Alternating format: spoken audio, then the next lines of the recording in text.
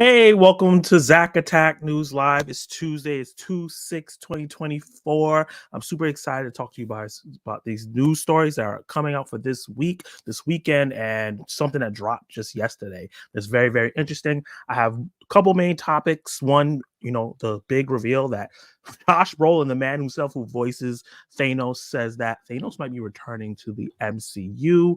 Also, we have news about Dave Bautista, Samuel Jackson leading a post-apocalyptic thriller. Charles Melton potentially joining another film after being snubbed at the Oscars a bit, and a bunch of other rapid fire news I want to talk about. Some trailer reactions to some trailers that dropped that don't want to probably do on my main one, and then we're going to talk about the box office today with what's going on with Argyle and how the box office is pretty slow for January and now going into February. Will Madam Web upstarted? So I'm gonna get straight into my first topic. Thank you guys for watching this afterwards. If you're watching it live, thank you as well. I'm gonna jump into the topics, and after I'm done the topics, then I'll get to your comments and questions in the live chat. And always remember, hit that subscribe button, share the live stream with your friends so they can also check it out.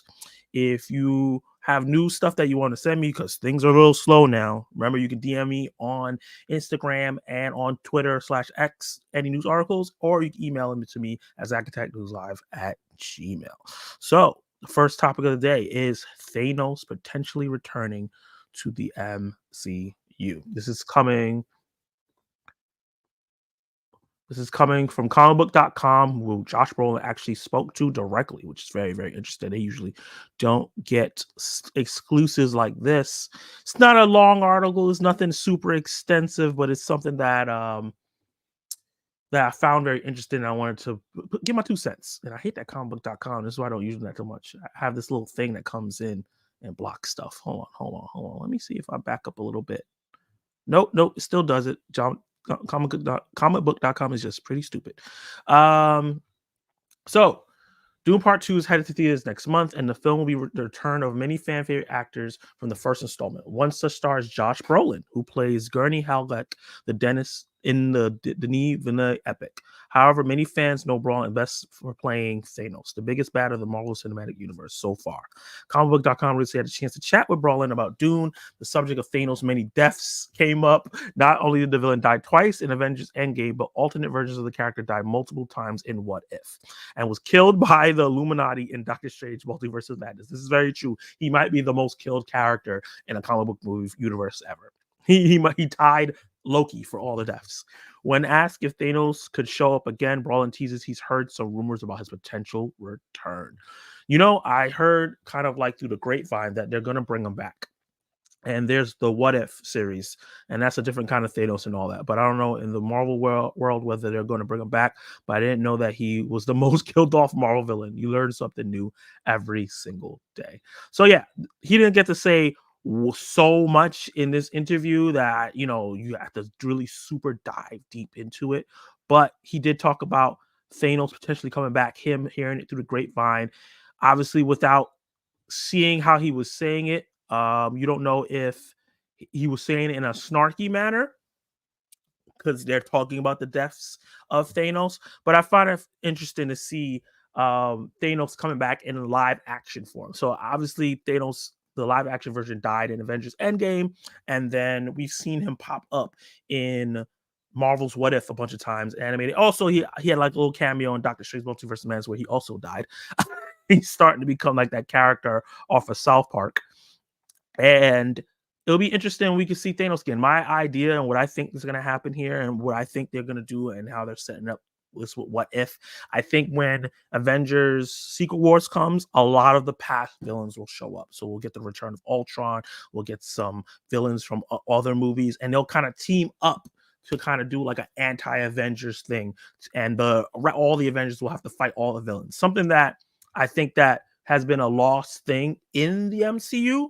Is more like a Justice League thing where the DC characters fight a team of their villains. But I can see the MCU doing that for Secret Wars, using that battle planet, because Secret Wars is when all the multiverses get stuck on one planet.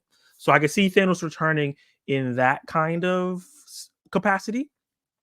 not really in a full length, he's the villain again. I don't think they're going to go backwards and do that, but I can definitely see Thanos coming back in Secret Wars or maybe even Kang Dynasty. I'm not too sure if that's even still the movie. If they can bring him back there and make him lead, he's like, look, I'm the only villain out of all you guys that was pretty successful other than Zemo, and Zemo has no powers. So I'm going to take the lead on this. I know the Avengers. That would be really, really interesting and fun. And seeing the dynamics between like Thanos, Ultron, maybe Kang, and other villains that we get so far, because we have tons of other villains that we're going to have at that point. That's my theory where they would bring back Thanos. I don't think they will get Thanos back in a full capacity in terms of just getting his own movie. I think it's going to be a multiverse thing where they bring him back. So, guys in the live chat, let me know what you think about this. If you're watching this afterwards, let me know what you guys think. Do you want Thanos to return? Do you think he should stay dead and maybe just pop up in What If once in a while? Or do you not too sure how you feel about it? I'm going to drop a poll in the live chat and drop your comments down below in the comments below and let me know your full thoughts. Should Thanos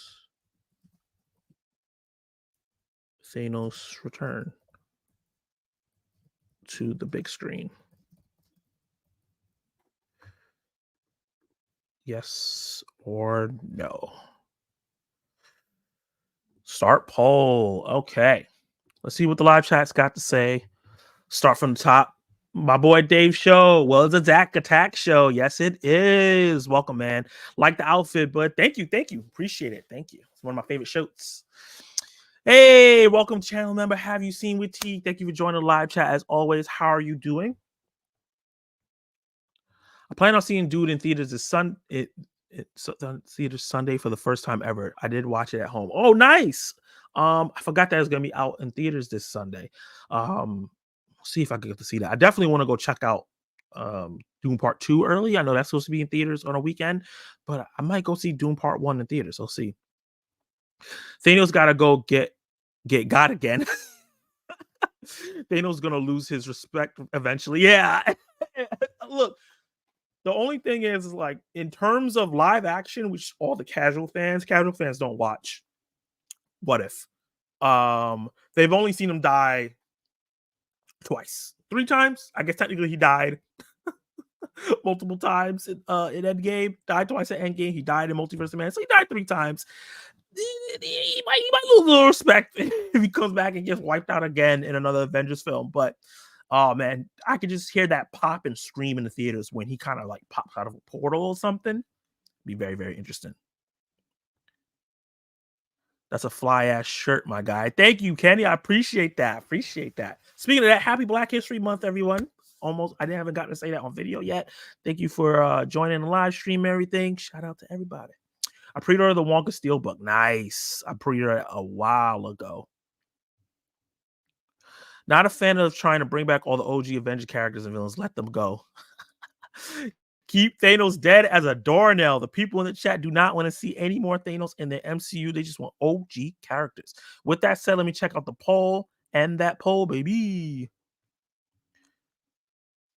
So 75% of my chat, which is not tons of people, said that Thanos should not come back. And 25% of the chat said yes. So most people in my chat are not feeling it. I wonder how casual fans are feeling. Let me know in the comments down below how you feel, baby. Let's see. Oof, man. March movies need to hurry up. Been having to do other content for now.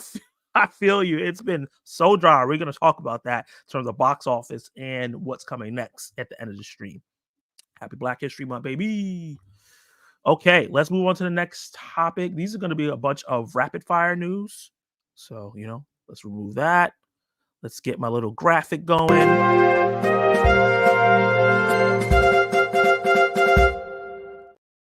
Yes, rapid fire news. We have a couple cool stories to talk about here that, don't need a long deep dive into it, but something I want to bring to your attention that maybe you might have missed.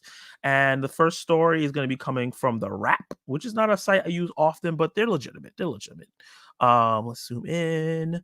Let's see, 200%.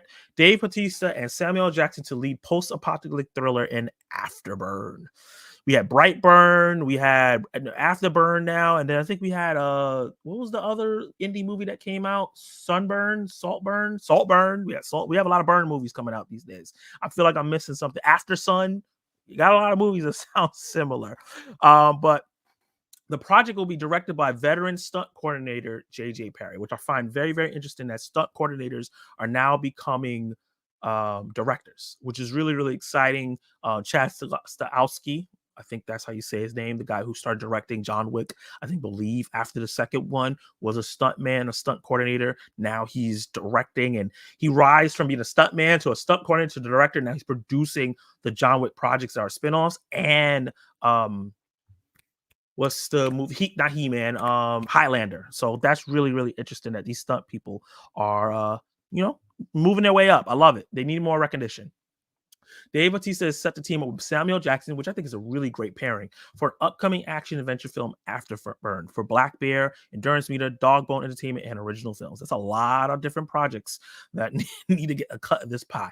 Afterburn will be directed by veteran stunt coordinator and rising director J.J. Perry, who recently wrapped the Batista thriller The Killer's Game for Lionsgate. Okay, so he has a history with Batista already, with a film that I've heard a little bit about The Killer's Game, but I haven't seen a trailer or anything about it yet. But that's interesting. So he's already has some directing chops. This is not going to be his first film. This is going to be another film that he's going to be doing with Bautista, with someone he can trust. The screenplay is based on the graphic novel Afterburn. So this is a comic book movie, which is really cool. An indie comic book film that we haven't heard of. Set 10 years after a massive solar flare destroyed technology across the globe, Bautista stars as Jake, a treasure hunter who gets hired to recover the Mona Lisa before a dangerous warlord can steal it for himself.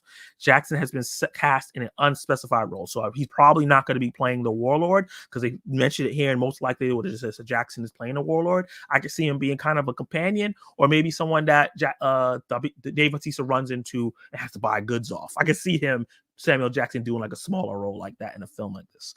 Filming is slated to begin in April in Europe. So this movie could come out later this year. It's very possible. Maybe the beginning of next year. Filming is starting now. We'll see. Perry is best known for his stunt and second unit directing work on blockbuster franchises like John Wick. I was just talking about John Wick. So he's cut from the cloth of John Wick and Fast and Furious, which is an interesting pair and combination. This will be his second feature debut after last year's Day Shift. So he did Day Shift with Jamie Foxx, which I haven't got to check out. That was that vampire action film that Jamie Foxx starred in. I haven't checked that out, but I heard some people said it was fun. He did that for Netflix. Now he's getting a theatrical film, which I think is a big upgrade. That's really good. Veteran producers Neil Moritz for the Fast and Furious, so they know how to produce and get the money in the box office for that. And Toby Jaffe, who did Total Recall, and Steve Richards, who did Sherlock Holmes. These are people who are veterans and have touched a bunch of different projects, so they'll be able to help with the production on this. Afterburn is a terrific action story combining the fun of Indiana Jones with the near future world building of Children of Men. Wow. This is how you sell movies, guys. I want to zoom in real quick and just talk about the wording here. If you are a person that does reviews, if you are a person that want to write screenplays and screenplays or stories or scripts, if you want to direct and you want to pitch your original idea, do it like that. Use two successful stories and say, hey, my movie is like a combination of this and this. It gives a realization for those people that you're selling it to what exactly you're trying to do. Even if it's not exactly like that, they still know how to sell the movie. And that's genius. So you have Indiana Jones, which is mainstream and fluff, and you have Children of Men, which is more a deeper film. You get in that middle ground, and that's what it makes it sound like. That sounds really interesting. JJ is going to be bringing this to life in a thrilling way, using real practical stunt work to create authentic, visceral set pieces. Dave is one of the leading action stars in the world today, as well as being an actor with real soul and versatility. I agree with the real soul and versatility. I don't know if he's a leading action actor right now, but he's been in some action films. So excited to be making Afterburn with them both. The combination of Dave Bautista and Sam Jackson is an epic adventure, is a surefire proposition for the international marketplace. When an action master like JJ at the helm and incredible producers, blah, blah, blah, blah, blah, blah, blah, the patterns themselves on the back.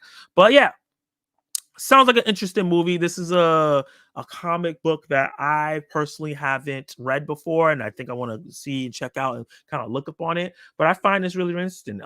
If we can get a new modern Indiana Jones type franchise without using the Indiana Jones name, I think that would be amazing. And I think that would be really big. I'm going to drop in a poll in the live chat right now. Are you intrigued? I probably spelled intrigued by wrong. By Afterburn. Yes or no? Start the poll. All right, I'm going to move quickly into the next rapid fire news. This one is kind of a big thing, but it's not super much like details yet. Is this yeah, everything is not 200% like I usually do. I don't know why. I zoom in so you guys can see and read along. So this is coming from Deadline. Disney, Fox Sports, and Warner Brothers Discovery to team on sports streaming venture. Oh, hold on. What? Sorry, guys. That is not what I was supposed to be going on. This is what I was talking about. I don't know why they have this title here. Oh, this is an ad for this. I apologize. Okay, start over. Charles Melton, the guy who came from May December, he was also in Riverdale, moving his way up the acting ladder. This is what I was really interested to talk about. Charles Melton is in talks to join Ray Mendoza and Alex Garland's untitled war film at A24. I'm a fan of Alex Garland, and Charles Melton did a great job in May December, even though that movie is very weird. After receiving the best reviews of his career in Netflix May December, Charles Melton looks to have found his follow-up project. As sources tell Deadline, he's in talks to star in Ray Mendoza and Alex Garland's untitled war movie at A24. The project is the second collaboration for Garland and Mendoza, who served as military supervisor for Garland's latest film, Civil War, set to release in April 12th. The pair wrote and will co-direct the film. So, okay, Alex Garland's starting to find a niche. He's doing two kind of war films back to back. That's very interesting. Andrew McDonald and Alan Rich of DNA and Peter Rice will produce. A24 will handle the global release. Melton has had his pick of the litter when it comes to hot scripts in town to choose from, following his critically acclaimed role in Netflix and Tanha's May December. Since the film's premiere at the year's Cannes Festival, Melton has reaped a ton of praise that included landing a Golden Globe nomination, as well as several critic circle wins that include New York Film Festival, New York Film Critics, as well as Gotham Awards for Best Supporting Actor. In recent weeks, he's seen pretty clear that this film was the one he was zeroing on following a meeting with the filmmakers that looks to have gone over very well. The film is expected to be an ensemble piece, with Melton likely in place. Insiders say the remaining cast should come together quickly in order to get in production later this year. So that sounds really interesting. I'm a big fan of Alex Garland. I'm not too sure of his collaborator yet because Civil War hasn't come out yet. I do wonder if this is going to be a sequel to that film, and they're planning to think that this movie will do really well. Civil War, and then they'll be able to do a sequel with Charles Melton starring in another ensemble film, because Civil War is an ensemble film. That's really, really interesting. I'm excited to see what Charles Melton does next, because his career just interests me. You know, he started on Riverdale. He went on and did a different show, like a more highbrow show, and now he's doing A24 films and working with auteur, or not auteur. I want to say Alex Garland's auteur, but he's a level up in terms of director. He's a name that does really interesting projects. So I'm kind of excited about that. Let's see what the poll has to say about Afterburn. 50% says yes, 50% says no. Okay, that's fair. Okay, hold up.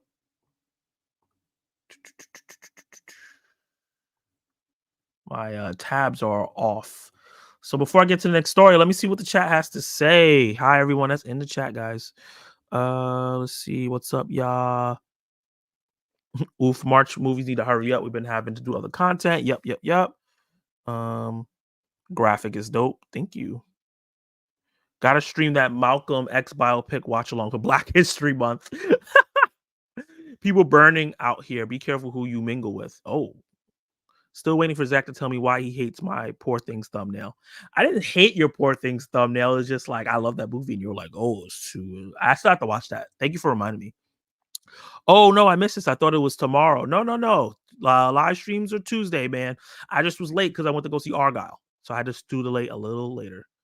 Sam should be the AI partner who curses Dave Bautista out. That would be perfect. This is Kenny. This is why they pay you out of big bucks on YouTube, because you're amazing.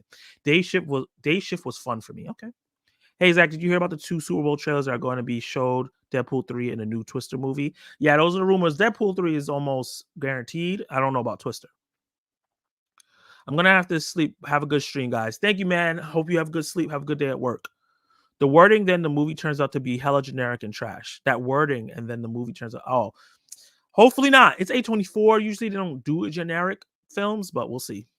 It's Alex Garland. I trust him. They better not be planning to reboot the Indiana Jones series. I won't even go see it. If it's an interesting take on it, I'll go check it out. Looking forward to the new indie game. It's not an ad. It's potentially one of those biggest sports media news story of this decade. Yeah. No. I didn't mean it was an ad. I mean, like, they were showing that there for me to click on, even though the article that I really want to click on was about Charles Melton.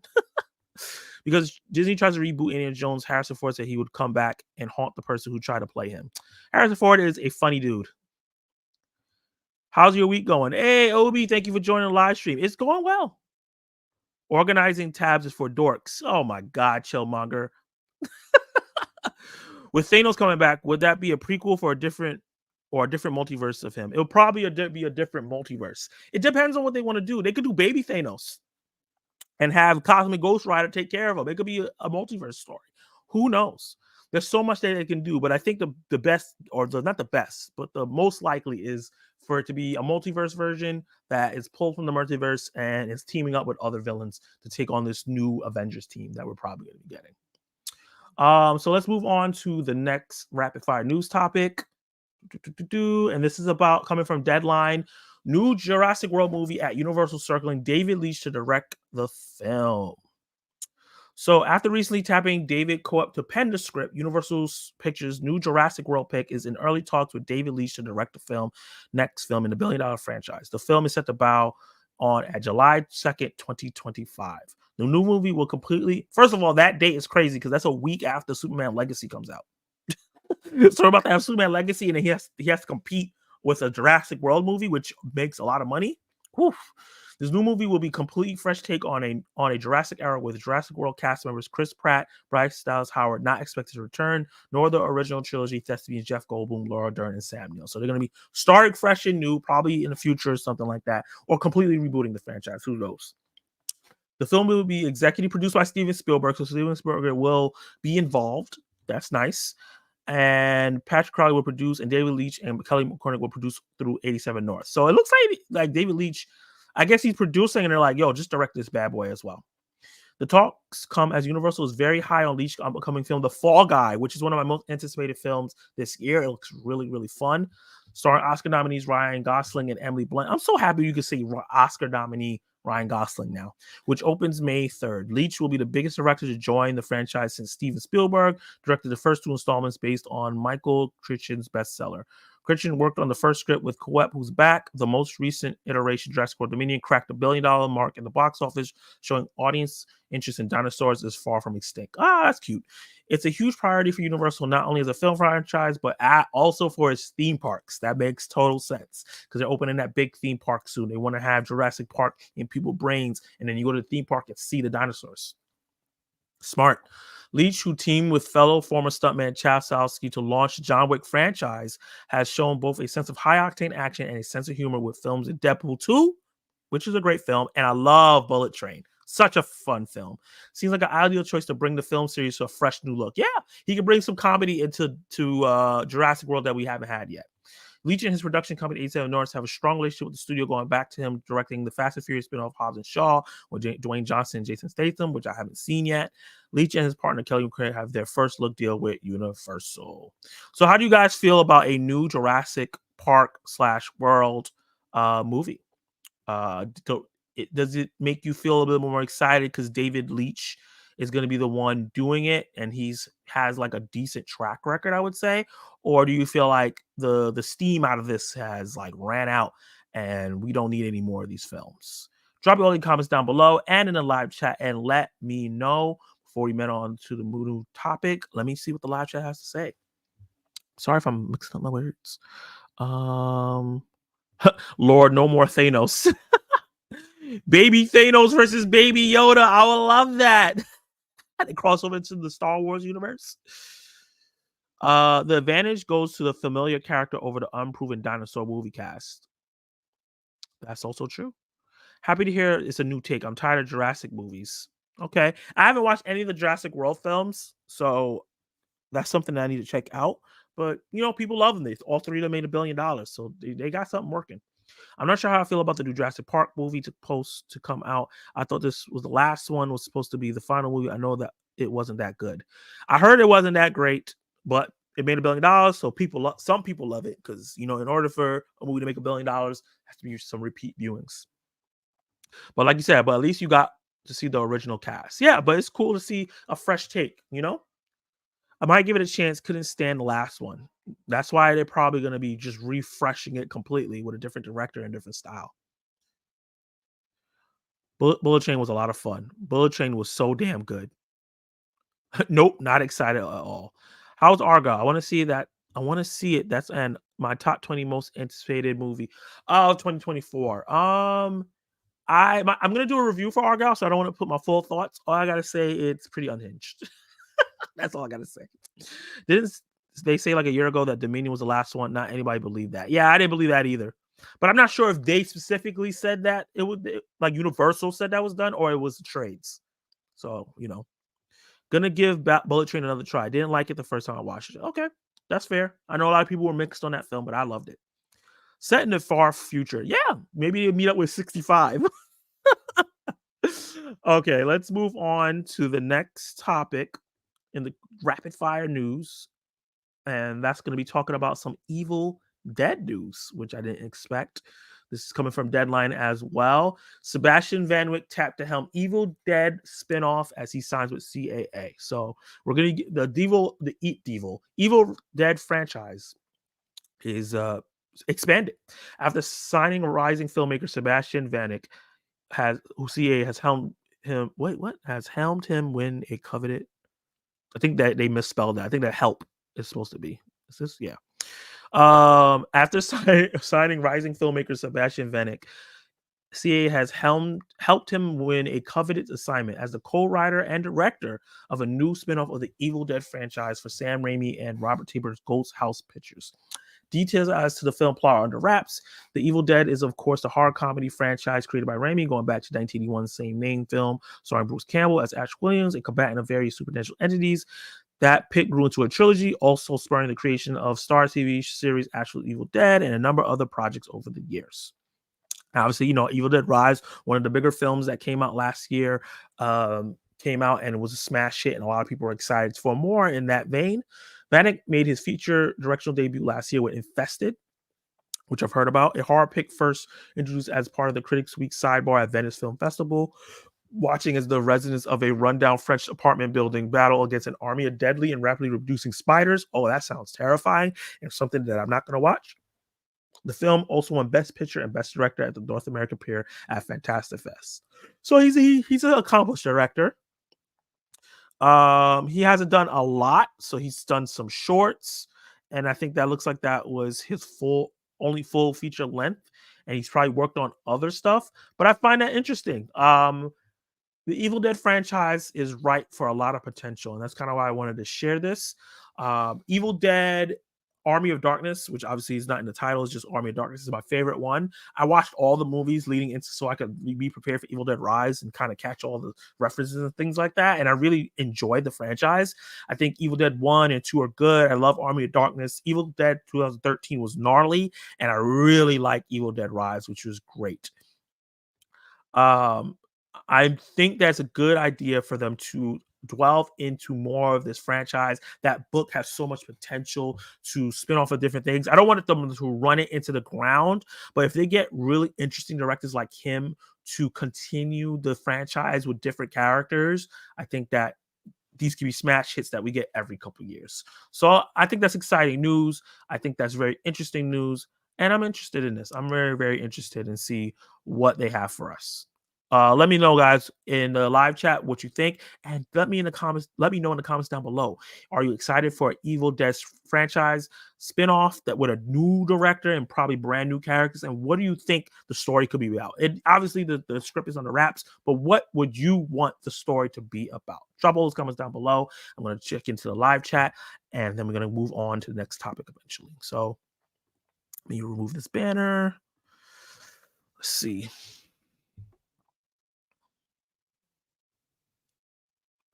I was the only one that liked Argyle. you're not the only one. I think Lupanto loved it. I haven't done my review for Argyle. I saw it last Thursday. I just saw it today.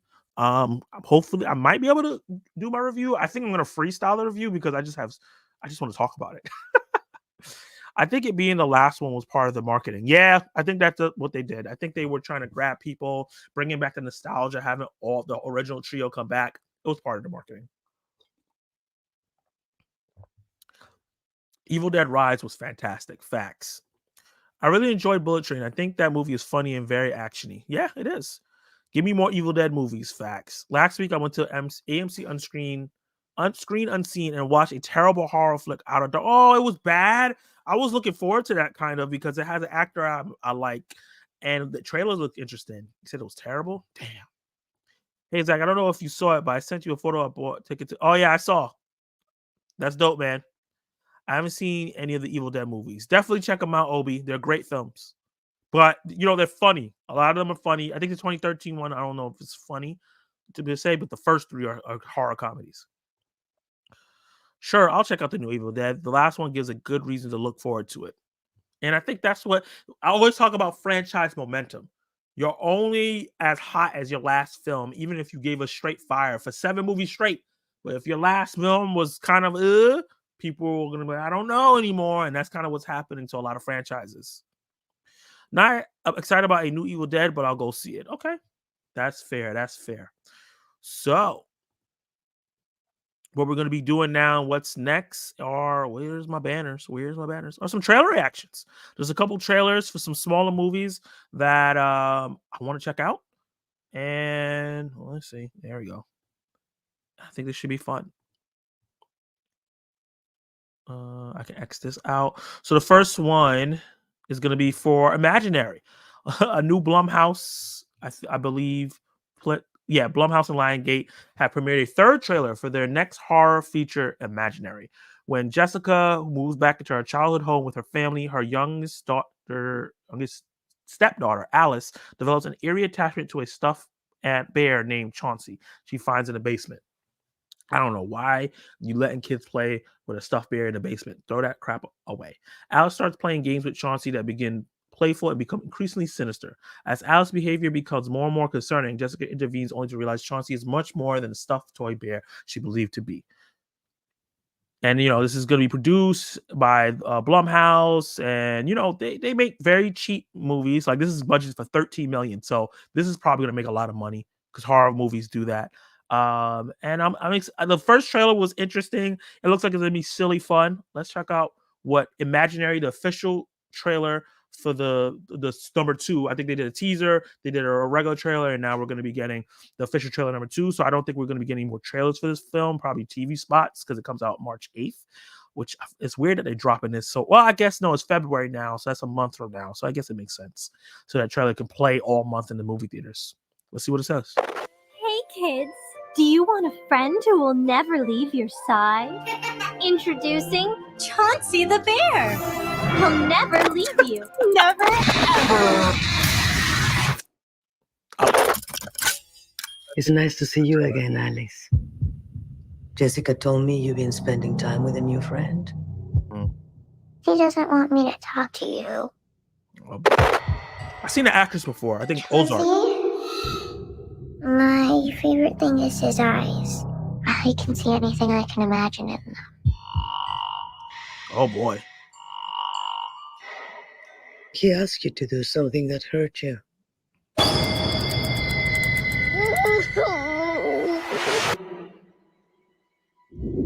Every culture has a name for it. We call them imaginary friends. Oh boy. I like Just the feel of because you this. stop believing in them doesn't mean they're gone. Oh and God. You're angry that you left.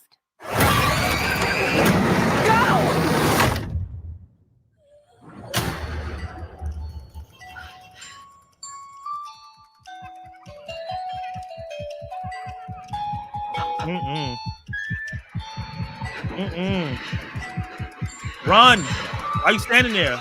Leave! Oh Lord! They ain't gonna do nothing. He's still gonna kill you. Oh no! Where are you going? What are you doing?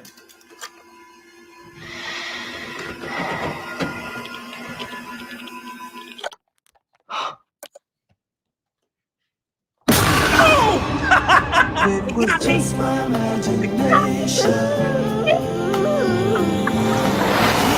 Play with me. That looks like a lot of fun. I'm not gonna lie, it got me.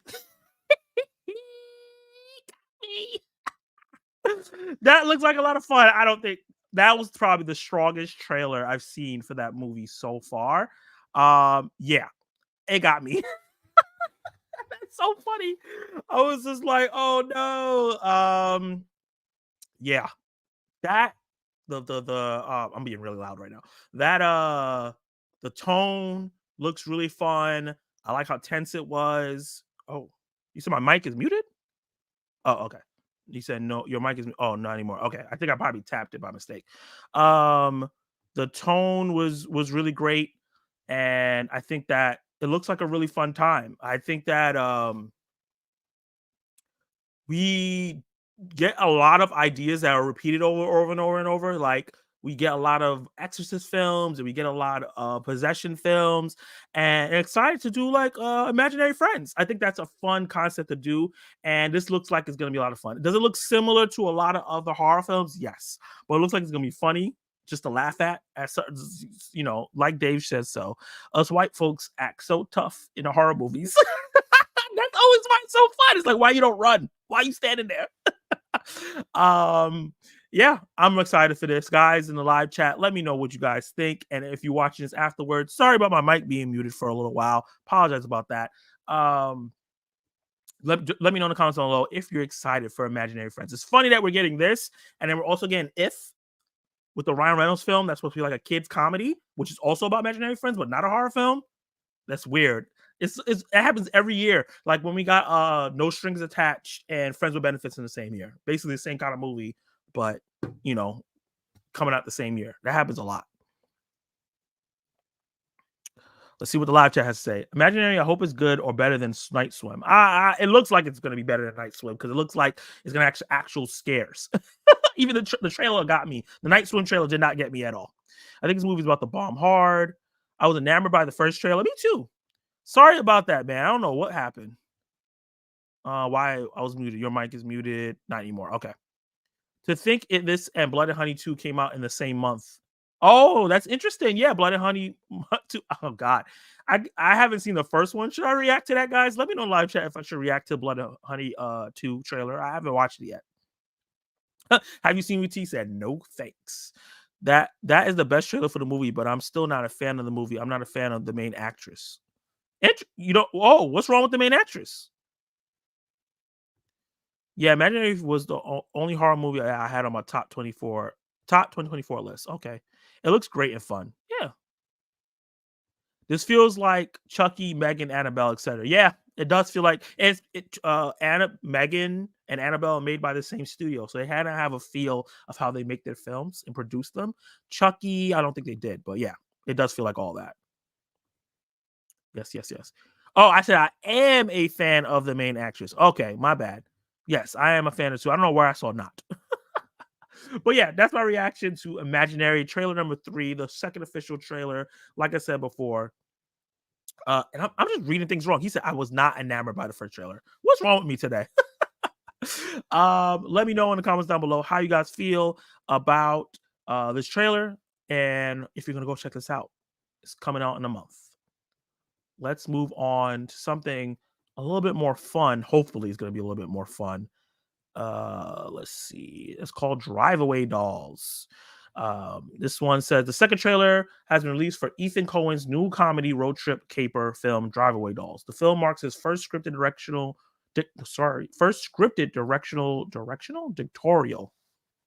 effort solo following years of working together with his brother Joel Coen. Dolls is said to be a new incarnation of Russ Meyer-inspired 1970 exploitation-esque lesbian road trip movie that Coen and co-writer Trisha Cook panned years ago. The story centers on two women, Jamie, played by Margaret Qualley, who I'm a fan of, an uninhibited free spirit bemoaning yet another breakup with a girlfriend, and her demure friend Marion. Oh, Geraldine Vishwathan. I don't know how to say her last name, but this is the girl that replaced Ayo Edebiri in the Thunderbolts. Okay, that's really interesting to see her in another movie first before Thunderbolts come out. Who desperately needs to loosen up. So we have the free flowing friend with the friend that's uptight. Okay. I get the dynamic. In search of a fresh start, the two embark on an impromptu road trip to Tallahassee, but things go haywire when cross paths with a group of inept criminals along the way. Benny Fedsteele, Coleman Domingo, Bill Camp, Pedro Pascal, and Matt Damon also co-star. Oh wow, this sounds like it has a really strong cast. And Cohen and Trisha Cook will co-wrote the original script and are produced by Robert Graff. So let's check this out. Driveway Dolls. I'm excited. So it's going to be my official trailer reaction to Driveway Dolls. That looks fun. I want to check that out. I like the actors. I like the feel of the movie. It feels old school, but obviously has newer actors and newer feel. It does feel a little bit like a Quentin Tarantino film in terms of how the trailer was cut, but I think that it looks really, really fun. I like this weird accent that Margaret Qualley is doing. So off kilter and weird. But I'm down. I am down to check out Driveway Dolls. If you are watching this trailer after the live stream, let me know how you think about Driveway Dolls, if you're excited for it. And if you're watching live, let me know. I'm going to check the chat right now. Please do a reaction to Blood and Honey 2. Okay, let me pull it up. Driveway Dolls looks fun. It does. I think I might try to check it out. Yeah, it comes out February 23rd, so we only have a couple weeks to look out for it. I will check out Driveway Dolls. Okay, the chat is liking Driveway Dolls. And chat also asked me to react to Blood and Honey 2. Should I do a watch along of the original Blood and Honey? Because I haven't actually seen that. Blood and Honey 2. Could you imagine if Blood and Honey 2 was like a what's the word I'm looking for? A Super Bowl trailer? That would have been so funny. So Driveway Dolls I did. Let's move on to a movie that I didn't think was gonna get a new trailer or a movie at all, because I didn't know that so many people like it, but this is the full trailer for Code 8 Part 2. This is the Stephen Amell and Robbie Amell, who are cousins, passion project. And the first one came out on Netflix. I had a good time with it. It was nothing mind-blowing or anything or revolutionary, but it was cool. You can see that they had passion for it, and I guess it did well enough to get a second part. So Netflix has premiered the trailer for Code 8 Part 2, the sequel to the well-reviewed, low-budget Canadian sci-fi feature starring cousins Robbie Amell and Stephen Amell. In the new film, Connor is out of prison, working as a janitor at a community center, having cut ties with his former criminal associate Garrett. Connor's attempt at staying out of trouble is destroyed when he's forced to help 14-year-old Pav escape from a pack of corrupt officers led by Sergeant King. Sergeant King, really? King uses the newly launched robotic canines to track down Pav while Connor finds himself once again reaching out to Garrett and his crew for help. But can he trust the man who landed him in prison in the first place? Sounds interesting. Sounds like it has a lot of different ideas that we've seen before, but I'm excited to see what they have for us for this official trailer. It's not going to be high budget. The VFX are not going to look too crazy, but it'll be fun. You said you owed me for the time I did inside. Okay. I have to get someone out of the city tonight. A friend. Will you do that for me? Or even? I'll help you. My quick question first. What is it about me that you would choose this pathetic life? Okay. You try to act like you're looking out for people like us. But I think you're a parasite. Sergeant Houston is a rising star in downtown Lincoln. I made a deal with a cop. He gets a cut, and we get to run this place. I'm here because I'm one of you. We all want a safe neighborhood to grow up, but we've listened. We've made changes. If you just put your hands up, we won't hurt you. Ooh. Put your hands up. We won't hurt you. Put your hands up. You better take good care. You're fine, Garrett. Everything that I have, I built. How long before he takes it? You have to trust me. I do trust you, but I'm not running anymore. Okay, little girl.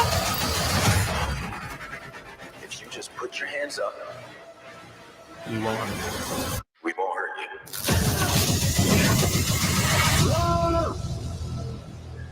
Not bad. Okay. That actually looks better than the first film, to be honest. Yeah, that's the full official trailer for Code 8 Part 2.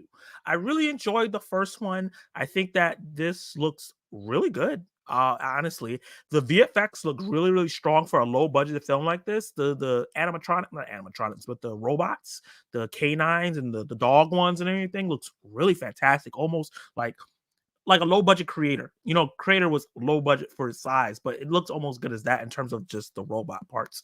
I know the powers are not going to look fantastic, but I like the concept of it. You know, it's continuing the story from the first one, but it also looks like it could what's the word I'm looking for?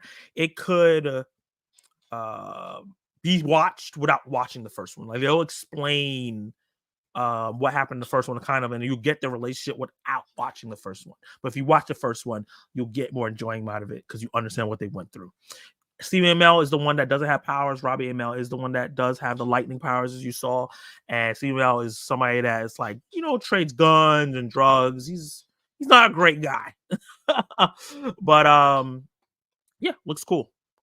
If you are watching this afterwards, drop in the comments below. Let me know what you think about Code 8 Part 2. Are you a fan of the first one? Are you a fan of the Amell brothers? I really love Stephen Amell because of what he did for the Arrowverse and him being an Arrow. Forever will love him for that. And I'm happy that he's gotten something after Heels got canceled. So he has another project to work on. So yeah, drop all those comments down below and let me know. And I'm going to check out what the live chat has to say.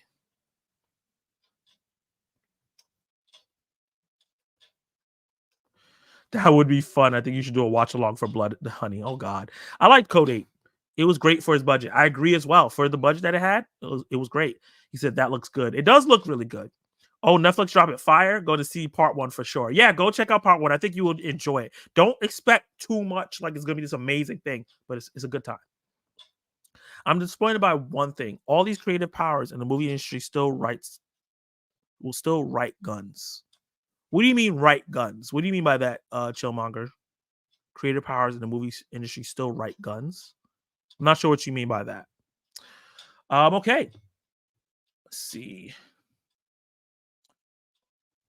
We got 2 more trailers to react to, and then we're going to jump into the box office talk. What's coming next in terms of what's coming out in streaming this week and in theaters, and then we'll do a Q&A if anybody has any questions for me. So let's get into the next one. This one I'm kind of anticipating because it's a new Nick Cage flick, and yeah, you know, everybody, if you know, Dream Scenario is my shit. The law enforcement in this fictional world could use any weapon. Okay, I see what you're saying, but what weapon would you like them to use? That's usually what they use, guns. If you're a human, what else would you use other than a gun against someone that has superpowers? You, as someone that's writing a comic book about something kind of similar to this, not very similar, but something similar with people with powers, what would you have the cops use if they have no powers? Because you can't. The whole thing is the cops can't use powers. The man is using lightning, but the cops in this world, cops can't have powers. You're not supposed to use your powers, so they can't have your cops that use powers. They have to use guns. All right. So the next trailer is the teaser trailer for Long Legs Neon, which is a company I'm really starting to become a fan of because they do some really, really great films that have come out in the last couple of years, competing with A24. Basically, a lot of times. Neon has premiered the full trailer for the Black co-star director Ozzy Perkins' new horror thriller film, Long Legs, starring Micah Monroe, who I'm a big fan of, and Nicolas Cage, who I love. The story follows Lee Harker, a talented new FBI agent who has been assigned to unsolved case of a serial killer. As an investigation becomes more complicated and occult evidence is uncovered, Harker realizes a personal link and must act quickly to prevent another family murder. Alicia Witt, Blake Underwood, a co-star. Until now, there's only been a series of cryptic teasers, whereas this offers more of a proper trailer, but still heavy on symbolism. This is supposed to be in theaters July 12th, so it's coming out in the summer. So let's see what this has to say. Or, yeah, what it has to say. Long legs.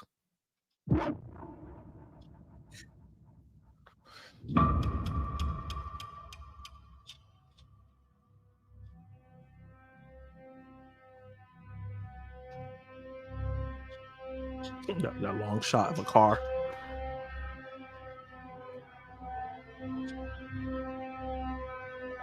Nine Circles of Hell.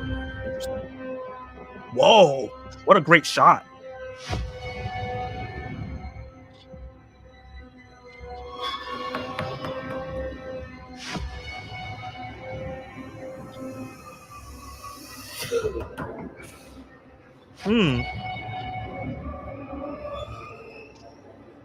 This feels very, very eerie. Oh!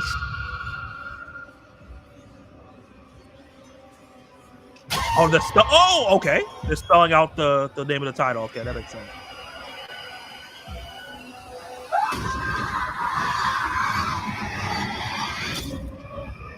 Wow.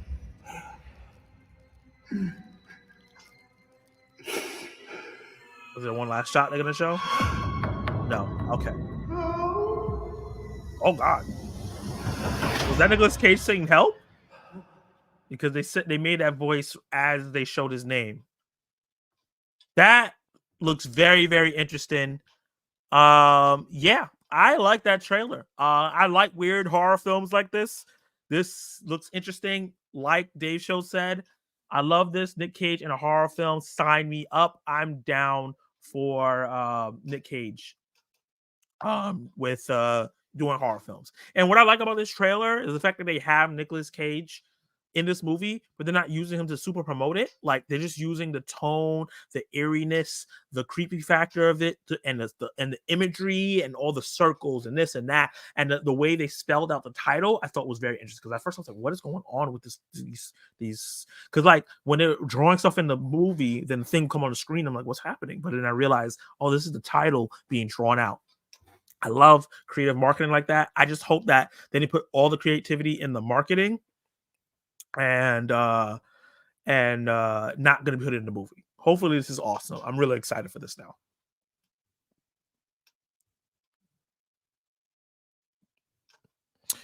Oh, you're saying they kept artificial line. Okay. He said they're out here summoning shit again. Yeah, that's hilarious because me and Kenny, he did a reaction to, I think was Totem. I think that's what it was called. And they were summoning stuff, and then he's like, "Stop summoning stuff. Why do you keep summoning stuff in your house? If you stop summoning stuff in your house, they won't be in your house." And that's once again people summoning stuff, and crazy stuff is happening. That's hilarious. And like you said, I love this. Nick Cage, I'm down. I'm down. Long legs. Favorite trailer of the day so far. This looks really, really fun. Well, let me not say fun, but it looks really, really interesting. It looks like one of those movies that may be one of my favorite movies of the year. Okay. Have you seen who said no thanks? Oh yeah, the trailer was for Tarot. Yes, yeah, you're right. And now we're here for the main event. You guys requested it. Winnie the Pooh, Blood and Honey, second trailer. I don't got a long description. We know what we're here for. Something real silly, real crazy. Can't believe this is a franchise now, but this is where we're at. So it's gonna be my reaction to Winnie the Pooh, Blood and Honey 2.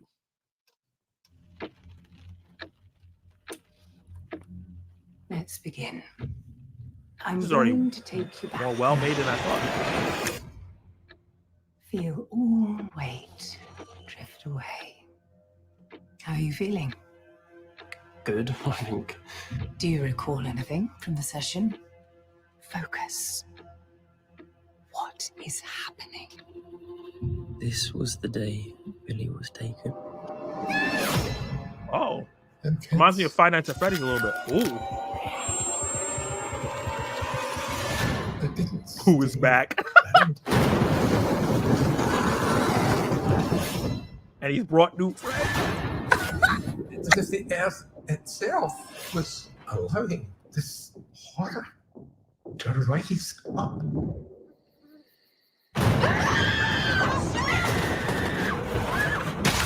There's some unsettling similarities to the 100-acre massacre. Why the black girl had a bathroom?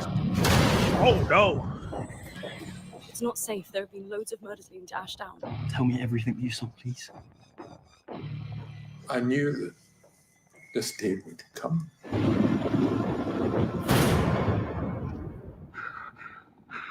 Oh. Oh. Ashdown will burn.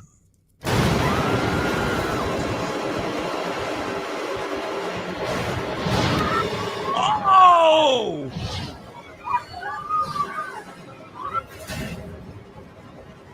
Woo!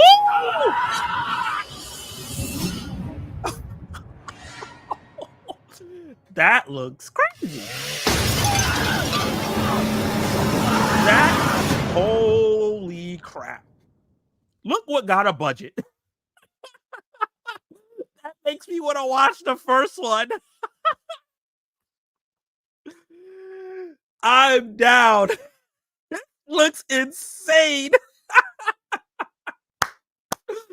Look, if you're going to make a movie like this, you have to go all out. You have to understand the tone you're going for. You just got to be real stupid, and this looks like it's doing it perfectly. I'm not expecting nothing like a horror masterpiece. I'm not expecting anything spectacular. I am looking, look, like, have you seen with T? That looks crazy in a good way. It does. I'm doing a watch along of Honey Blue, Winnie the Pooh, Blood and Honey. Not this month because it's Black History Month, so we'll be watching Black movies. But we next month, let's get that down. Let's get Winnie the Pooh, Blood and Honey watch along. Might do it closer to release. When is this coming out? Did it say? Hold on. Escape. When does this movie come out? Because this looks really, really fun. It doesn't say here when it's coming out. Well, whenever it comes out, I'm checking it out. It looks like they gave them some more money to play with. Yeah, it looks like they got some more money.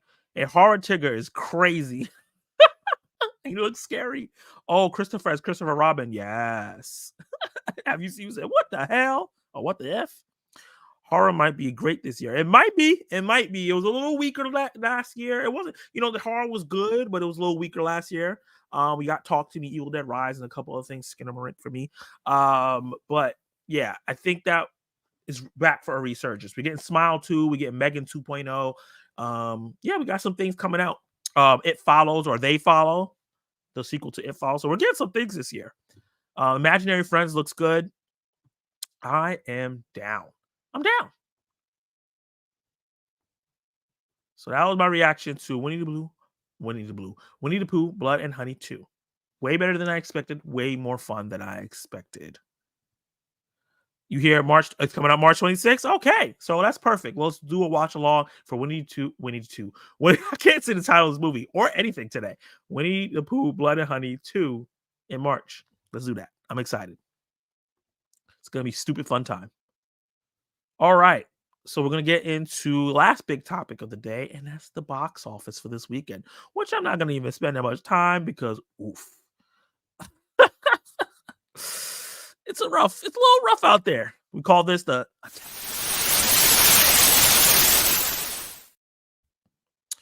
yeah, man. Did I share it? Yes, I did. It's not where you think. Okay. So the big movie to come out this weekend was Argyle. And as you can see, Argyle made $17 million domestically, which is not a lot. This movie had a $200 million budget, which I think was overblown. This is another Apple release where they spent $200 plus million, and they released it in theaters, and it didn't make the money back.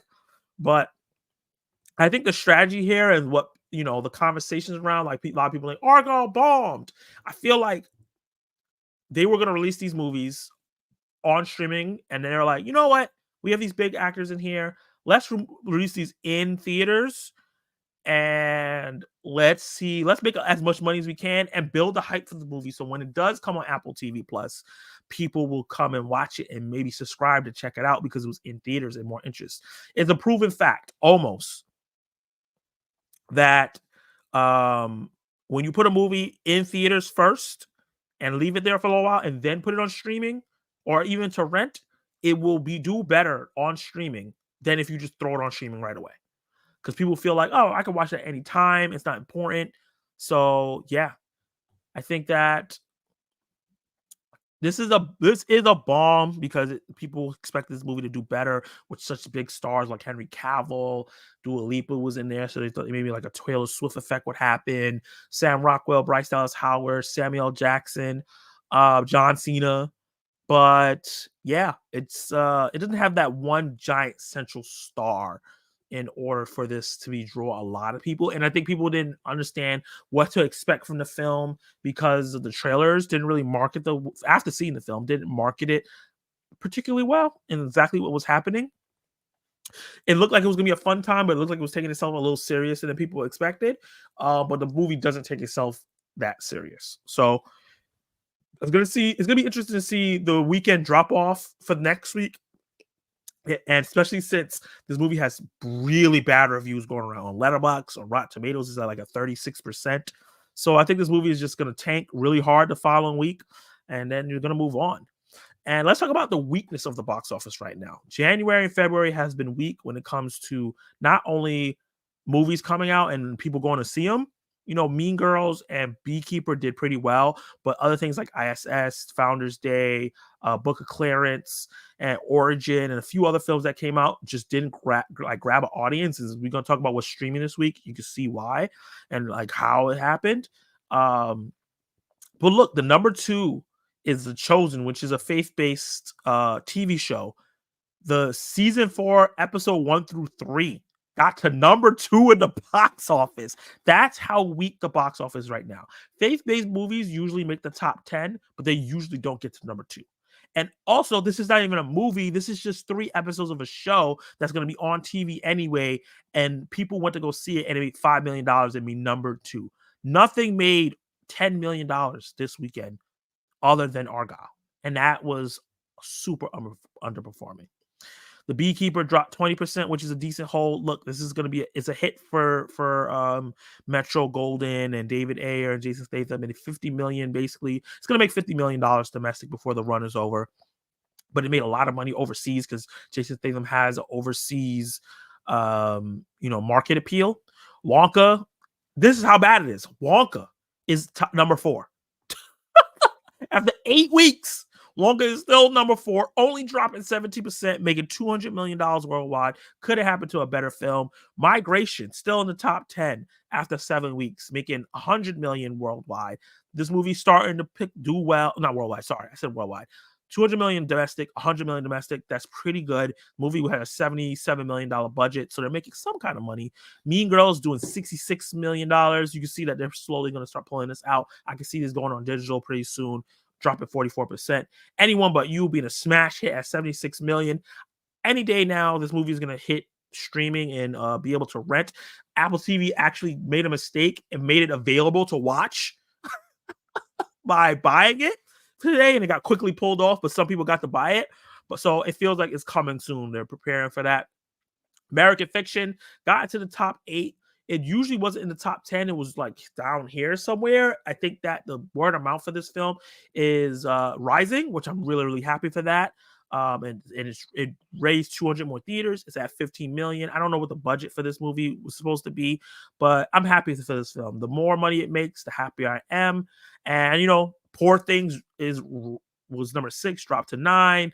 Some, Aquaman surprisingly only dropped 27% in his 7th weekend. This movie's doing way better than I expected. Very, very interesting. Night Swim, not a bomb, but not the runaway hit Blumhouse probably expected, like most of their movies do. And then you have things, smaller movies like Boys in the Boat, Zone of Interest, Origin, Iron Claw, Jungle Bunch, Operation Meltdown, which I never heard of.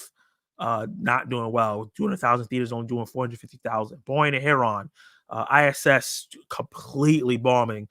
and a couple other films that's been here. You know, booking clearances down here. Some older movies, but the box office for January, February is weak. And I did an episode as Attacking Zach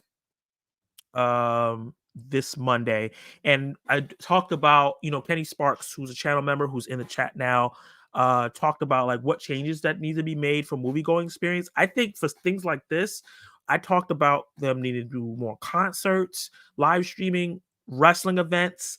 I think what it was, the Royal Rumble just recently happened. They should have had that live in movie theaters. People would have went. Even if it was going to be a little bit expensive, people would have paid to go do that in a group. Maybe rent out a theater. That would have made a lot of money. We need some comedy shows. They needed to do some things to help this box office. They knew that January, February was going to be super weak, and they just relied on these films that are either brand new or not super strong. Like Mean Girls, you know, maybe could have did better, but also like it was trepidatious, a musical. Not a lot of people love musicals like that. Wonka did really well, but that came out last year, so you know that's not like a movie that dropped this year. And Jason Statham only can do so much for the domestic box office. So, and Aquaman was never gonna do like $1 billion box office, but it did pretty well, way better than people expected. So hopefully in the future for January, for February, they plan better and had some more variety in the box office to draw people in. Because when I went to go see Argyle, there wasn't that many people in there, and that's sad because it just came out. I know it was a Tuesday, but damn. Let's see what you guys have to say real quick before I move on to the Nielsen Top 10.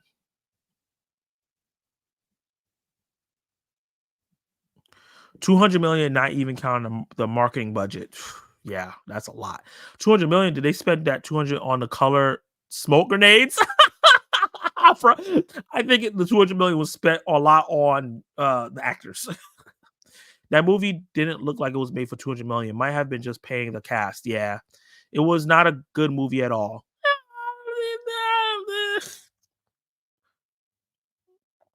Yeah, February is so weak. Yeah, it's so weak so far. I'm looking forward for Lisa Frankenstein this Friday, but that's another movie that's not super huge, but I'm hearing good things about. This just means March is going forward is going to slap. Yeah, I think that people are going to be starved for movies because my friend asked me, what should I go see? And I was like, I don't know what to tell you. It's not a lot out. So yeah, March should be big.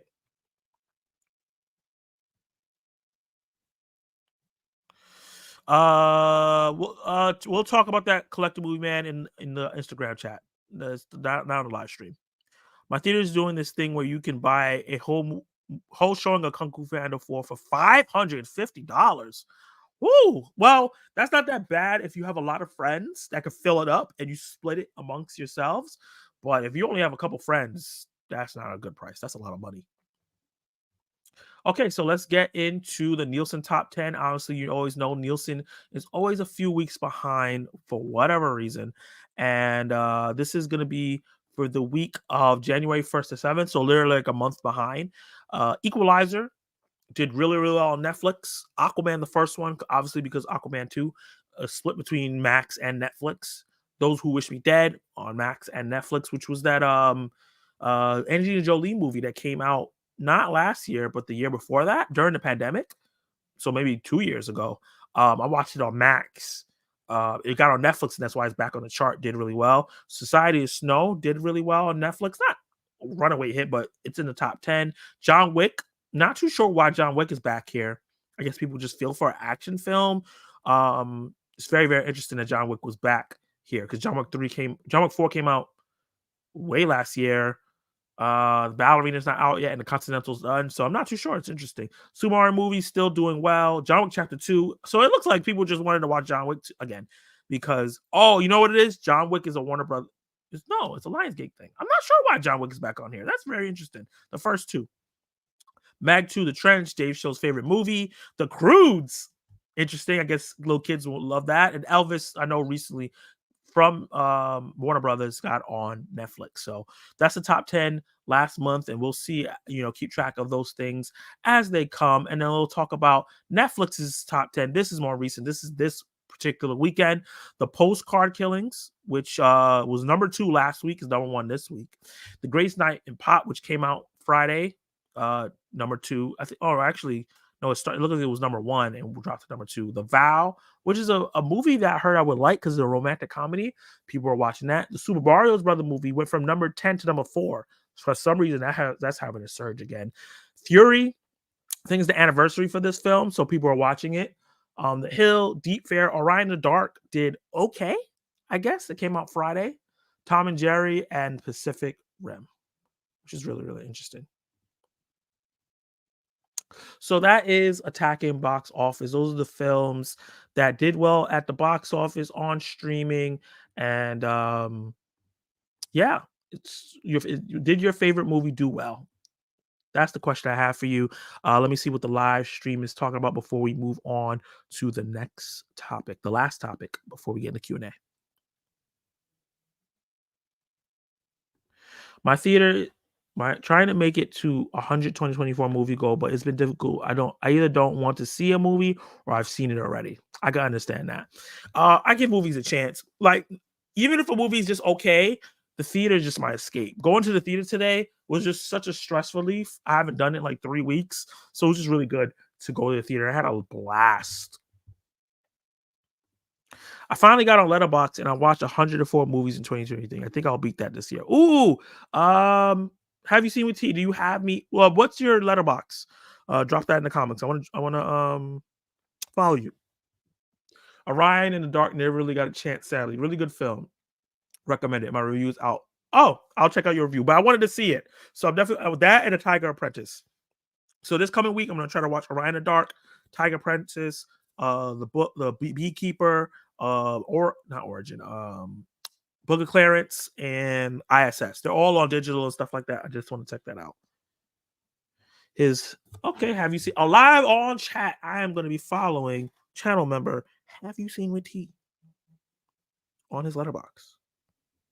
What is it? Have you seen that? That's a great name. Members, have you seen that? How did no one use that name? That's crazy. Okay, I just followed you. Oh, I didn't want to see Orion in the Dark. Me too. Okay, so we're gonna get into the last one. And this is, we talked about the movie news. We watched some trailers for some upcoming films. We talked about the box office and streaming numbers, but nope, that's not what I'm supposed to press.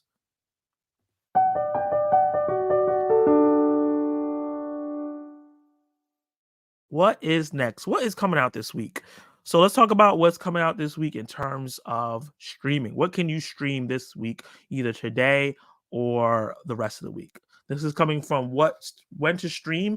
This is a site I really trust because they are on Twitter and they really, really be giving me the lowdown of what's coming out. So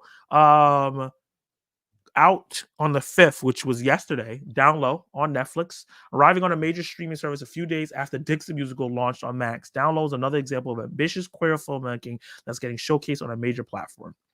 The fact that both films receive love it or hate it reactions is evidence of progress. Queer art has a storied history of being polarizing, provocative, and yes, sometimes messy.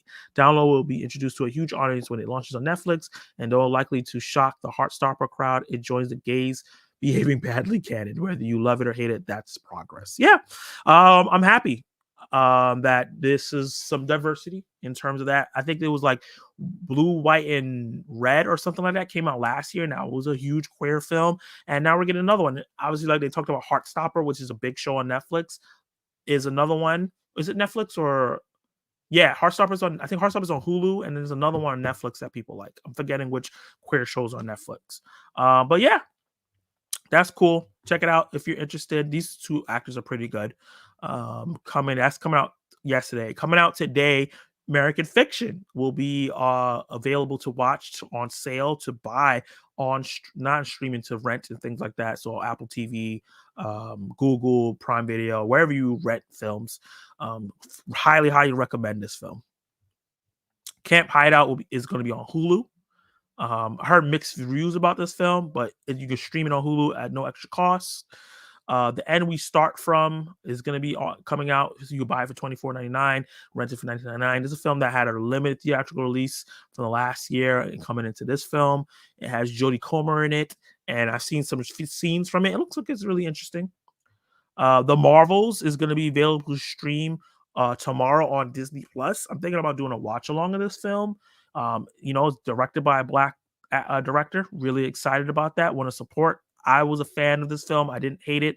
So yeah, Marvel's available to watch. If you didn't get to check it out in theaters, this is your time to check it out. I have a feeling that people are going to watch this on Disney Plus and be like, wait, why did it get so much hate? I have a feeling that's going to happen. Journey to Bethlehem, a film that came out in theaters last year, towards the end of last year, going to be on stream. Is going to be on Netflix February 8th, so 2 days from now. And then February 9th, which I think is, when is that? That's Friday. Cat Person, which is a movie that had some festival buzz, will be on Hulu. Sundance Festival. Cobweb, which is not the Cobweb film, the horror film from last year that I thought was really, really good. This is a South Korean film, and this is by Kim Ji-woon, who did the revenge film I Saw the Devil. So he did a really good job of doing that film. And Suncoast, which I've been getting screenings for, but for some reason I just didn't check it out. It's a coming age drama coming on Hulu. It's a directorial debut for Laura Chin, who has a cast of Lauren Linney, Woody Harrelson, and Nicole Parker, who you saw in Last of Us. She played Joel's daughter. And I think she was in something else. I think she also was in Dungeons and Dragons as well as Chris Pine's daughter. So that's interesting. And then Upgraded on Prime Video. I think this is going to be a romantic comedy with Riverdale's Camila Mendez, who I liked from Do Revenge on Netflix. It's also going to have Marissa Tomei on there, and Archie Renault from what's his name? Gran Turismo. So I'm going to look at that. I like those actors, and that's in there. And I love good romantic comedy. And also this week, The Last Voyage of Demeter. If you have not got to check that out, it did have a middling reviews, but I think it was a good time. Comes out February 11th on Paramount Plus if you have the Showtime attachment. So guys, what out of those movies that are coming out on streaming and be able to rent this week, which one are you looking forward to watch? Let me know in the comments down below in the live stream before I move on to what's coming out in theaters physically.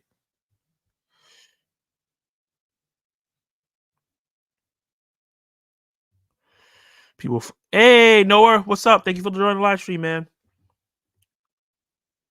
I might watch it again. Oh man, that sounds cool. Is it about cats? No, Cat Person is about catfishing. It's not about actual cats. It's about this girl that gets catfish. Zach is live. Okay. Why you said okay like that?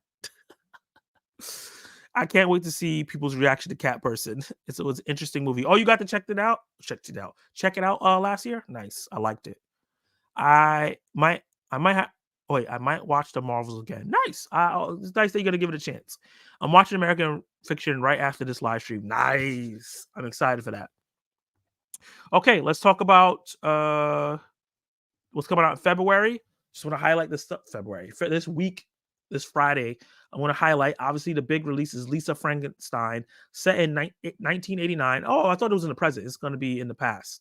It's a PG-13 horror comedy film. The film follows an unpopular high schooler who accidentally reanimates a handsome Victorian corpse during a lightning storm and starts to rebuild him into the man of her dreams using a tanning bed in her garage.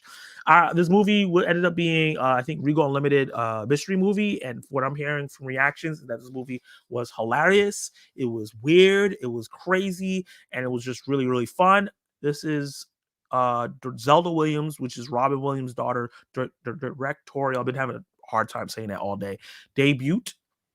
Catherine Newton, who was in I think it was Freaky. She was Cassie Lang in Ant-Man Quantumania, and she's been in a bunch of other stuff. She's been on the rise for a little while. She's starring as the unpopular high schooler who reenacts the body. Cole Sprouse is going to be the monster, and Carla Giacchino, who I really like a lot and I have a crush on, is going to be this as well. This is the big film that's coming out. I'm really, really interested. I'm actually going to get tickets after the stream is done. Let's see. Turning Red is being re-released. Really love this film when it came out. I think it was not this year. Was it last year? Yeah, no, it was in 2023. 2 that Turning Red came out. Really had a great time with Turning Red. I missed the Soul re-release. I don't know if I think I'm going to miss the Turning Red one too. I don't know if I'm going to get to check it out, maybe, because I only have Lisa Frankenstein to watch, but let's see. Out of Darkness, which have you seen with T Saw, said that it was trash, but this is something that I was interested in watching since I saw the trailer. It's a rated R horror film. It says a small boat reaches the shores of raw, desolate landscape. A group of 6 have struggled across the narrow sea to find a new home. They are starving, desperate, and living 45,000 years ago. First, they must find shelter, and they strike out across the tundra waste toward the distant mountains that promise the abundant caves they need to survive. When night falls, anticipation turns to fear and doubt as they realize they are not alone. Terrifying sounds suggest something monstrous at large in this landscape, something that could kill or steal them away. As relations in the group fracture, the determination of young woman reveals the terrible actions taken to survive. Yeah, the trailer looked eerie. It looked scary. It looked weird. Definitely want to check it out myself. I trust Have You Seen with T, but obviously I still want to see it for myself, as Kenny Sparks would say, and see if it's good. I don't know if I want to get to see it in the theaters because it's limited, but it's a small film. It's a black lead. I have been making a conscious effort to support movies like that, not just in February, but period, because I need to be the change I want to see. Let's see what else that I want to point out that's coming out. We talked about Teachers Lounge is what I wanted to point out. This was a popular indie film that was being talked about a lot in festival circuits last year. It's going to be limited release this year. Carla Nowak, a dedicated sports and math teacher, starts her first job at a high school. She stands out among the new staff because of her idealism. When a series of thefts occur at the school and one of her students is suspected, she decides to get to the bottom of the matter on her own. Carla tries to mediate between outraged parents, opinionated colleagues, and aggressive students, but is relentlessly confronted with the structures of the school system. The more desperately she tries to do everything right, the more the young teacher threatens to break. Based on the trailer, it looks really great. And it sounds like a movie I want to check out. It sounds like an indie film that I would enjoy, catching the aspect of life that we normally don't see on screen. And it's going to be limited release. So if you have a chance, it's coming to your theater. It's something that looks like you should support. The Taste of Things is a film I also heard about a lot that's coming out limited release as well in theaters. It involves the intimate relationship between Eugene and exquisitely esteemed cook Dodin Buffet, the gourmet she has been working for over the last 20 years. Growing fonder of one another, their bond turns into romance and gives rise to many delicious dishes that impress even the world's most illustrious chefs.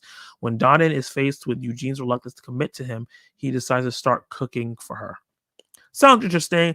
Because I've been watching The Bear on Hulu, which is a phenomenal show, this sounds something like I want to watch, but I don't think I'm going to see it in theaters because obviously there's other films I want to see first. And yeah, that's the films I wanted to shout out and point out that's coming out this Friday. Obviously, there's a bunch of other films that are coming out this Friday, limited release on streaming and things like that. Definitely go check it out on Movie Insider if you want more details. But yeah, that's wrapping up what's coming out this week. And now we'll do the Q&A. This is going to be a short Zack Attack News live this week because it's not a lot of news. I had to really pillage to get some stuff. Even that Thanos thing wasn't big. So you guys can ask me anything you like for the next, say, 15 minutes. If it ends short, that's totally fine as well. Let's see. Stop sharing. Boom. Let's see what I missed.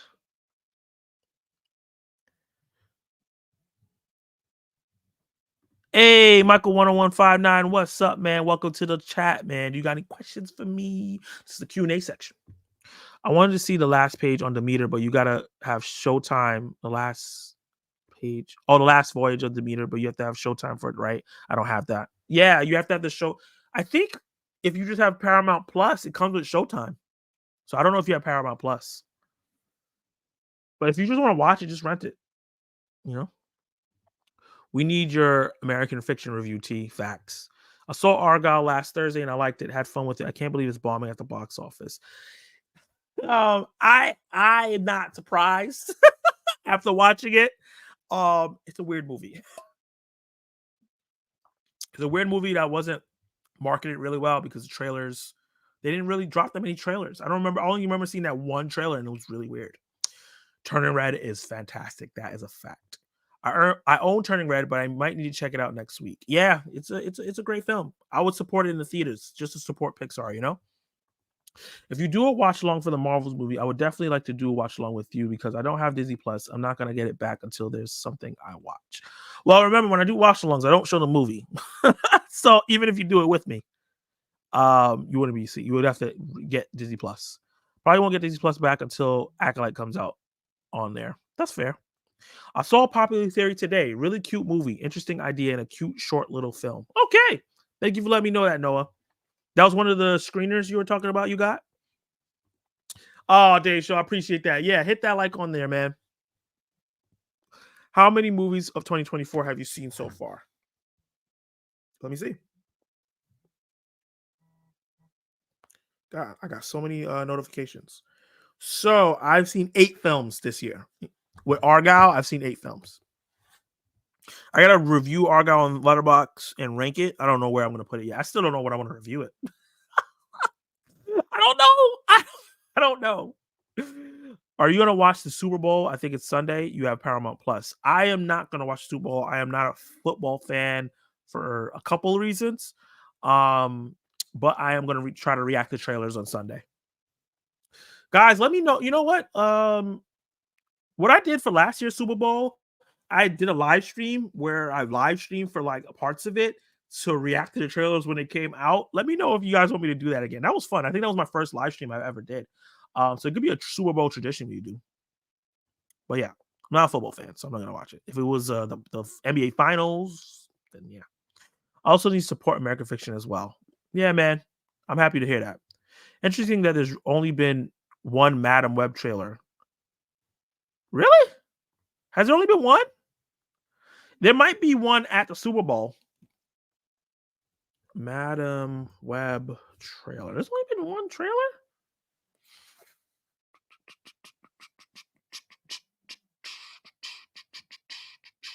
So they have TV spots, but yeah, it looks like there's only been one official trailer. They haven't done trailer 2. So they might do. I can see them doing trailer 2 at the Super Bowl. The best part of Argyle is Bryce Dallas Howard's thickness. She was killing those mom G's. That's a fact. Bryce Dallas Howard, it's a little fine. You know what I mean? She's a little fine. I'm gonna be talking about my top 5 crushes because someone asked me that for my next Attack Exact, which is gonna be top 5 anything based, and I have a bunch of different top 5s. So and Dave's show was like top 5 crushes. She's not gonna be in there, maybe. I don't know, but yeah, she was thick as hell. I don't think that gold dress was a good fit though. I'm not gonna lie. I also have a Letterboxd, need to use it and stop being scared. Yeah, why? What are you scared about? Letterboxd is a good community. Man, it's really slow. I've only seen 10. Look, that's 3 more than me. Hopefully by the end of the week, I've seen 11. Everyone smash that like button. Thank you, Collectible Man. I appreciate that. Yeah, I know you're a movie fan, Kenny. Movie fan. Football fan, Kenny. So you're definitely going to be watching that Super Bowl. Hey, a viewer Drew, who's almost up to 800 subscribers. Congratulations on that, man. Everyone subscribe to viewer Drew. He does really great rankings. Get him to that 800 subscribers. Hey, everyone, what's up? Excellent news. I'm talking all this crap. I didn't read the thing. He's at 802. Hold up. I'm clapping with my hands like a pedestrian.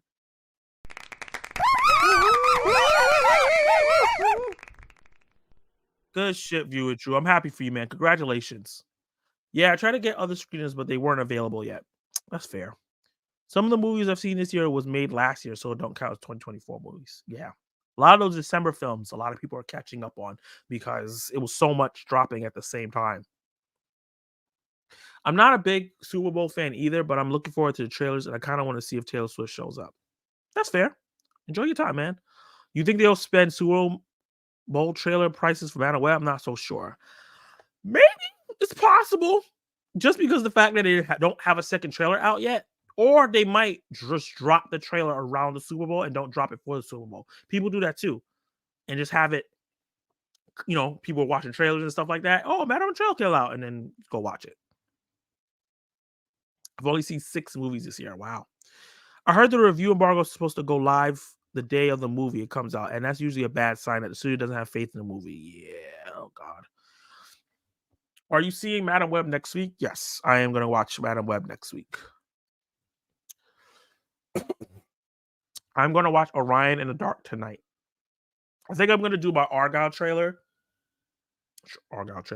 review tonight, and then like cut up this trailer reaction I did, or like this stream, and cut it up and spread it out, and then if I have time, I'll watch a movie, but it's already late. Me, Kenny, and Drew all hit our goals this month. I'm really happy for you guys, man. What trailers are you looking forward to seeing at the Super Bowl? Definitely Deadpool 3. That's about it, though. Ooh, do I have more water? I'm seeing Madam Web and One Love. Oh, One Love comes out next week? Damn. I don't know when I'm gonna get to check that out. I don't know when I'm gonna get that to check that out. Right now, Letterboxd said I've only watched 4 movies because it has Book of Clarence and Out of Darkness as 2023 and 2020. Oh yeah. That's really weird. I don't know why they did that. They probably came out for the festival circuit last year, but it officially came out this year. I'm trying to decide which review to put out first. Just put them out, man. That's all you gotta do. Just put them out. Don't put them all out at the same time, but just put them out. It's fine. Oh, you mean in terms of between Bob Marley and Madam Web? I would put the Madam Web one out first. I think that will get the most track. Oh, actually, I don't know, because there's gonna be a lot of Madam Web trailer reactions, reviews, but might not be a lot of Bob Marley reviews, and then that might get you some people. So it just depends. I'll be watching Dune. Could not care about the Super Bowl. Hey, nice. I might see Dune this weekend. I'll see. Oh yeah, but then the trailers, I don't know. We'll see. I'm trying to get to 100 by the end of the year. I'm at 65 people right now are following me. Nice. I definitely think you could get more than 100 by the end of the year, man. Keep working. Bob Marley trailer reaction got me 23 subscribers last year. Good shit, man. Good shit. Top 5 favorite Bob Marley songs. Oof, that's rough. Bob Marley's not somebody that I'll be bumping. I know One Love. And I know I'm Jamaican. I should, but it's not something that. Okay, so Jammin', One Love, No Woman, No Cry, War, and Sun and Shining. Actually, no, Redemption Song. That's my top 5 favorite Bob Marley songs. I knew more songs than I thought. Oh man. Got 6 more minutes and I'm gonna head off.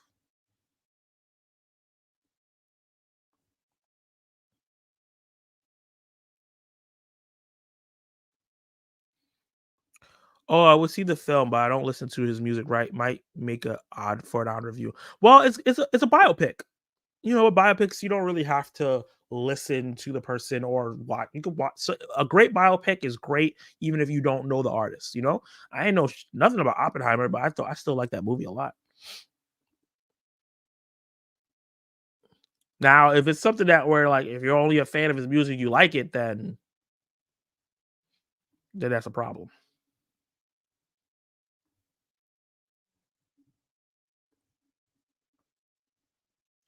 You dig?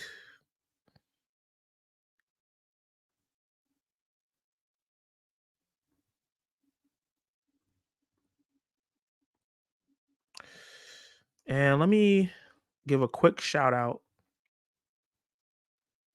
Even though I haven't edited this yet, because I need to edit this, but I'm gonna give a quick shout out to my channel members. So, from the producer tier, Have You Seen with T, Spoiler Kings, DJ Family and Nerds, Zeke, Basic Boost, Mayan, Delo Movies, On My Mind, Ted's Made This, Screens and Reviews, and Collective Movie Man. Some of these people are in the chat right now. Appreciate you. And for the screenwriter tier, Kenny Sparks, Clay Poindexter, and Dark Movies.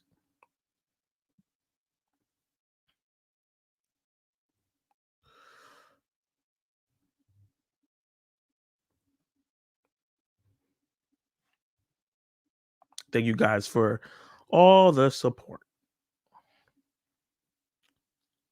Let's see.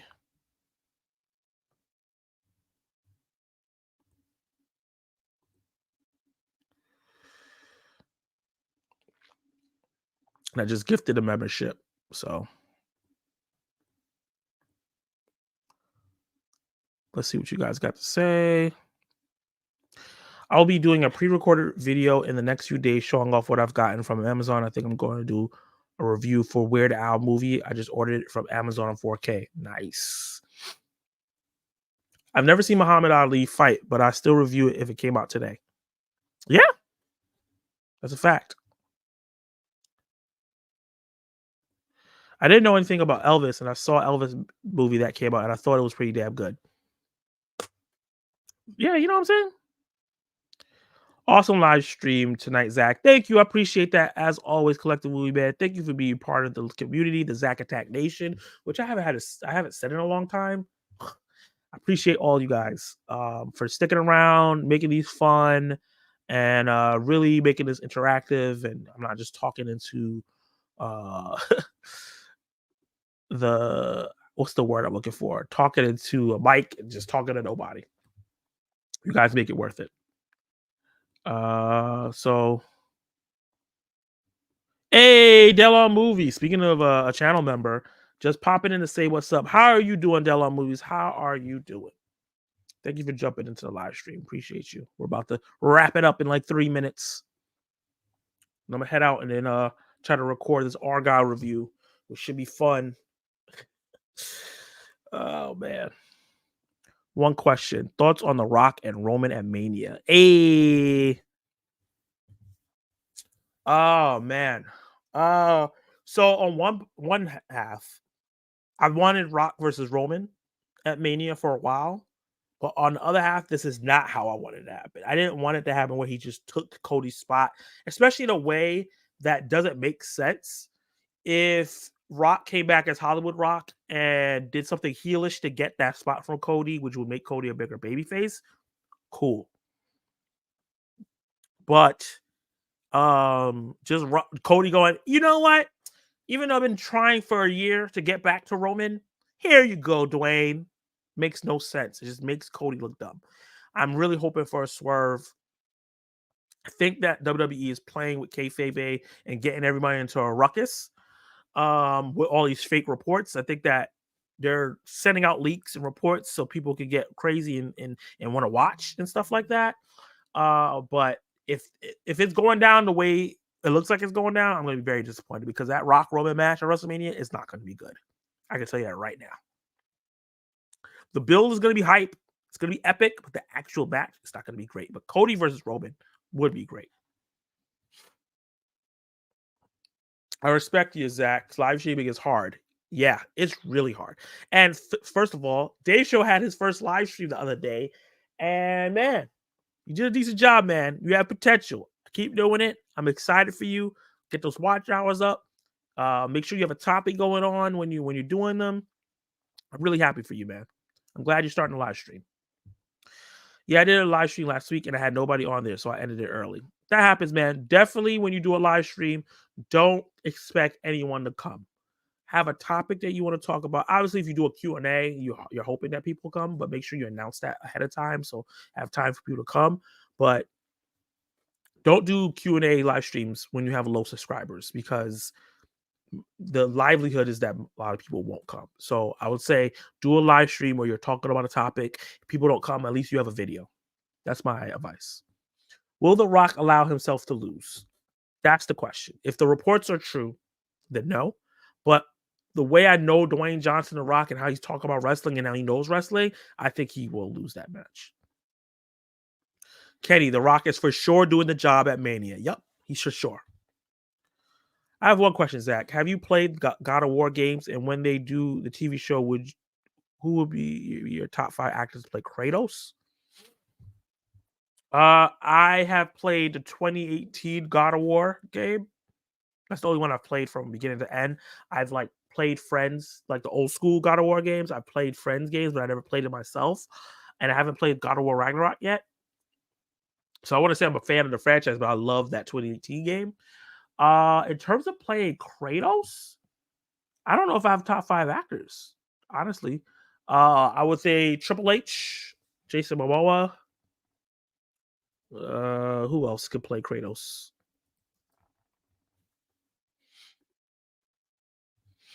Dave Bautista. Gerard Butler would be good.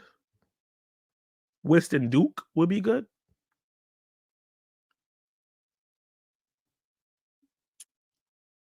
Definitely not Vin. And Joe Manganiello, a guy who was supposed to be Deathstroke.